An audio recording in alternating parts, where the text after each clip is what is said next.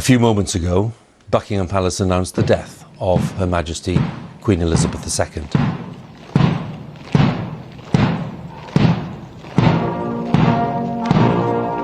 C'est toute cette fonction de documentaire que ne remplit pas la télévision, qui fait du sous-reportage, si tu veux, qui croit que d'enregistrer un plan comme ça le fait exister. Moi, je pense que ça le fait oublier aussitôt. La télévision fabrique de l'oubli. Le cinéma a toujours fabriqué des souvenirs. Ce qui est très important, c'est que une reine nous a quittés, maintenant un roi nous a quittés. De toute façon, quand on est à la Cinémathèque ou ailleurs, c'était inévitable. Godard, c'était le pape. Et d'ailleurs, il y a quelque chose d'intéressant quand on pense à toute cette bande de jeunes qui sont passés de la critique enfin à la réalisation et à faire des films. Je pense que Godard est le seul qui ne soit jamais retourné vers un cinéma classique, celui qu'ils dénonçaient eux-mêmes, où il y avait trop de moyens, adaptations littéraires, des productions lourdes. Chabrol, il a finalement un jour refait une adaptation assez classique de Madame Bovary. Truffaut, il a fait des films aussi plus classiques comme Le Dernier Métro. Tandis que Godard, il est resté droit dans ses bottes. Et moi, ce qui m'intéresse, ce qui m'a toujours plu, c'est lui, même pas forcément tous ses films, mais je dirais que c'était un chercheur, un anarchiste, quelqu'un qui a jamais renoncé. Quand ça va plus, il vaut mieux tirer un trait. Il y avait un moment que ça allait plus. Mais néanmoins, voilà, aujourd'hui, on a affaire à la certitude que c'est une légende du cinéma qui s'en va. Certains utilisent le mot génie, c'est très difficile le mot génie. Un jour j'avais dit à Jean-Jacques Sampé, tu as du génie, il m'a dit, il ne faut pas exagérer. Donc n'exagérons rien, mais c'est vrai qu'il a tourné une page du cinéma. Il a révolutionné une manière de tourner, une liberté incroyable, capacité de foutre en l'air une partie de tout ce qui était les rites du montage.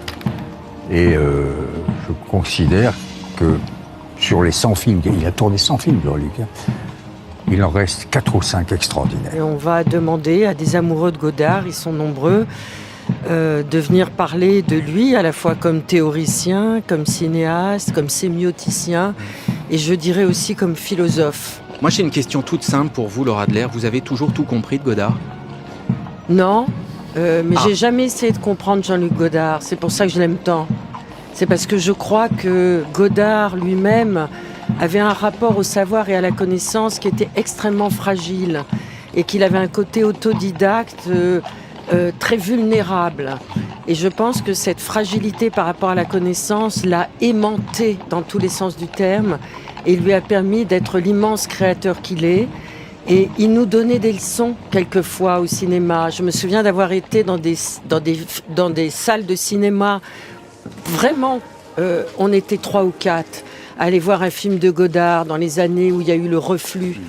Et sur les 3 ou 4 personnes qui étaient là, il y en avait la moitié, c'est-à-dire 2 qui partaient, parce qu'ils avaient l'impression de ne pas comprendre. Mais on s'en fout de comprendre Godard. Godard ne se comprenait pas lui-même. Godard avait besoin de nous. Parce que c'est des fulgurances et que c'est ça qu'on prend dans la figure. Mais non, mais Godard, elle a besoin de nous pour pouvoir participer à sa définition de la beauté, à sa définition de la convulsion de la pensée, de l'esthétique et de la philosophie. Il faut se laisser abandonner quand on voit Godard.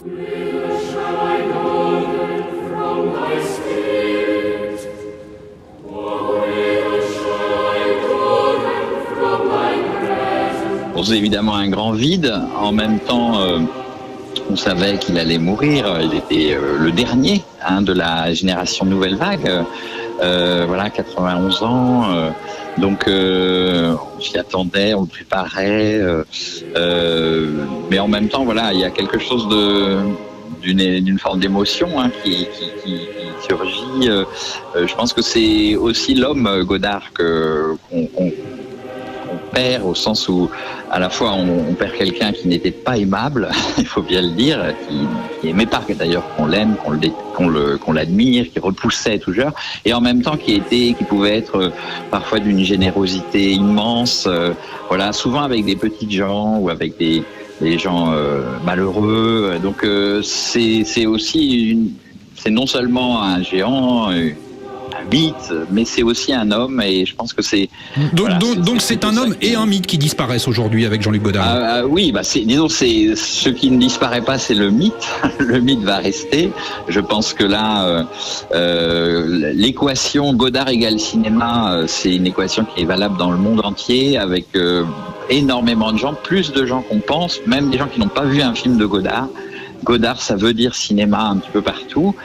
Disons que si on veut résumer les choses en quelques mots, l'œuvre de Godard est immense, est riche, est dense, et forte. Je dirais que il y a un avant Jean-Luc Godard et un après. Rien ne sera plus jamais comme avant.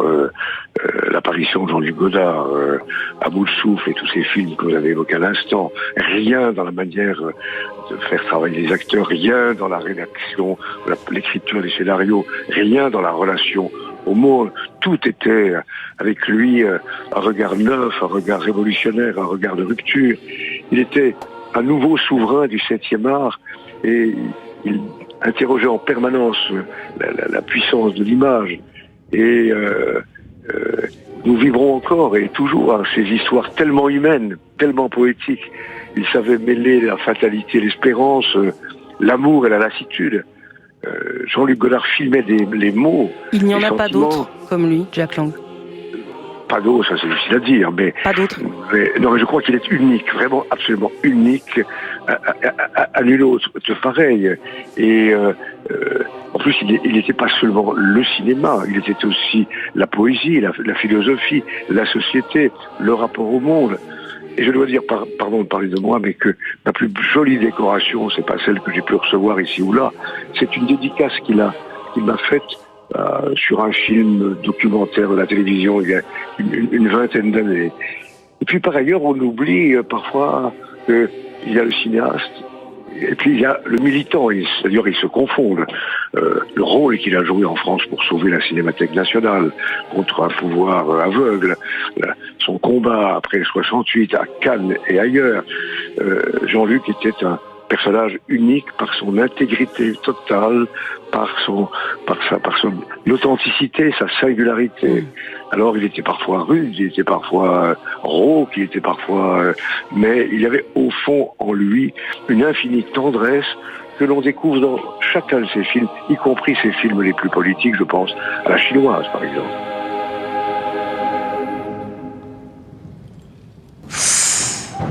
Oh mon Dieu! Voilà, ça s'est passé cette nuit. Il a été évidemment évacué, impressionné, ému, fatigué. Bon, voilà ce qui s'est passé cette nuit. Un garde s'évanouit pendant la veillée.